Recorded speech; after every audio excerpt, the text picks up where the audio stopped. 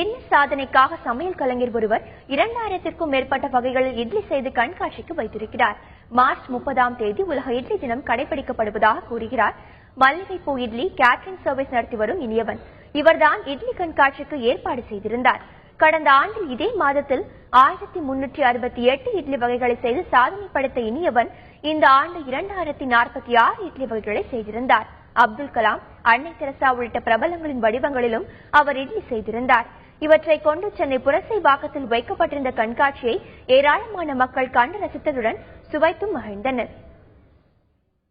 இட்லினாலே இப்படிதான் இருக்கணுமா அப்படிங்கறத மாத்தி பல்வேறு வடிவங்கள்லயும் சிறுதானியங்கள் மூலியமா சுகர் பேஷண்ட்களுக்கெல்லாம் சிறுதானியங்கள் ஊற வச்சு அது முளைப்பயிர் கட்டி அதுல இட்லி, அப்புறம் அப்துல் கலாம் உருவத்துல இட்லி, அன்னை தெரசா உருவத்துல இட்லி, மிக்கி மவுஸ்ல இப்படி பல்வேறு வடிவங்கள்லயும் செஞ்சு ஒரு கண்காட்சி வச்சிருந்தோம். வீட்டுல ஒரு 2 பேர் கெஸ்ட் வந்தாலே லேடிஸ் எப்படிடா டிஃபன் பண்ண போறோம்னு யோசிக்கிறது. ஒரு ஜென்ஸ் இவ்வளவு பெரிய ஒரு அச்சீவ்மெண்ட் பண்ணிருக்காருன்னா உண்மையிலேயே ரெக்கார்டு, கின்னஸ் ரெக்கார்டு உண்மையிலேயே இது தகும். ரொம்ப ரொம்ப சூப்பரா இருந்தது. அதுவும் அந்த அப்துல் கலாம், மதர் தெரசா இதெல்லாம் பார்த்தோன்னே எங்களுக்கு ரொம்ப என்ன சொல்றதுன்னே தெரியல. எங்களுக்கு தெரிஞ்சதுலாம் ஒரே இட்லி தான்.